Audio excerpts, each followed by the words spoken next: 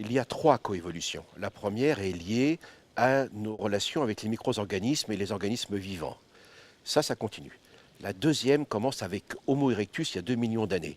C'est spécifiquement humain, où là, la création de nos techniques et de leurs usages ont modifié très rapidement notre biologie, notre physiologie et même nos capacités cognitives. Et actuellement, nous entrons certainement dans la troisième coévolution, où la convergence des biotechnologies, des sciences de l'information et des sciences cognitives, et bien sûr l'informatique, sont en train de remplacer des éléments de notre corps et aussi d'entrer dans notre corps et de créer de nouvelles écologies, donc numériques. Donc nous évoluons, et la vraie question, est-ce que ce changement s'inscrit dans une évolution antérieure ou est-ce qu'il constitue un vrai progrès? Et c'est les grands débats aujourd'hui avec les questions du transhumanisme et du posthumanisme.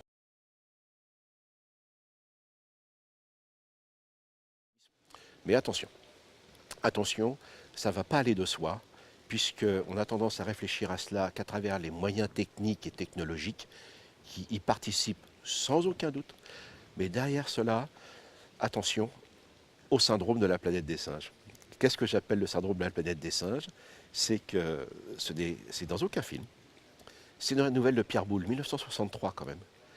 Et là, on apprend comment les grands singes ont pris le pouvoir.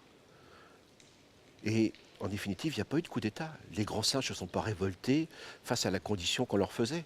Tout simplement, les humains ont eu tellement de confort dans l'accès aux biens, à la nourriture, à la santé, qu'ils ont cessé d'être actifs physiquement et intellectuellement.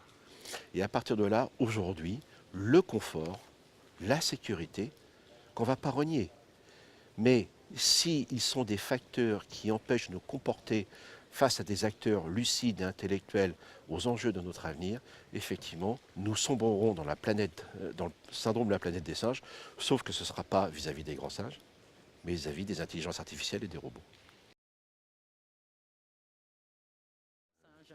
Alors c'est vrai que je suis paléoanthropologue, alors paléo ça veut dire ancien, anthropos l'homme, logos la connaissance, donc les sciences, et il est vrai qu'il y a des tas de clichés qui sont amusants liés à ma discipline, comme si nous étions des gens dans le passé et qui bricolaient des petits bouts d'os à l'ancienne. Pas du tout, puisque la question des origines est universelle.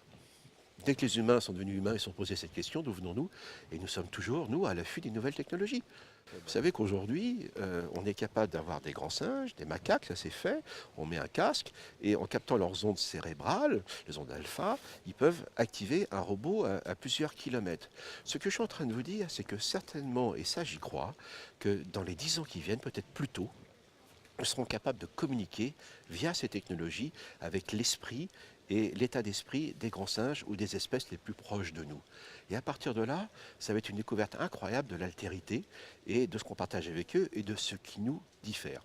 Alors maintenant, moi je suis amusé parce que des fois des amis roboticiens nous disent, surtout en France, on est très cartésien, très dualiste, hein, il y a l'homme et l'animal, la machine, ils nous disent, de toute façon on a toujours la main sur la prise de courant. Je dis non, pas du tout les gars, ça ne va pas se passer comme ça. À partir du moment où vous avez des logiciels auto-apprenants, on a les cobots aujourd'hui, donc c'est déjà dans les chaînes de production, dans les usines. On a aussi des cobots, donc des robots collaboratifs, dans le domaine de l'expertise comptable, chez les avocats. Enfin, ces machines sont déjà là. Alors il y a des gens qui disent, ah oui, mais ils vont être plus intelligents que nous. Non, ils ont des capacités, on va dire, cognitives, le terme est à mettre entre guillemets, mais elles savent faire déjà des choses mieux que nous, mais il y a des choses qu'elles ne feront pas comme nous. Et donc, c'est pour ça qu'aujourd'hui, la paléanthropologie et l'éthologie, l'étude du comportement, sont plus importantes que jamais, parce que si nous ne sommes pas capables de comprendre ces intelligences partagées avec les grands singes qui sont avec nous, comment allons-nous faire avec les intelligences artificielles? Et c'est une question d'anthropologie fondamentale.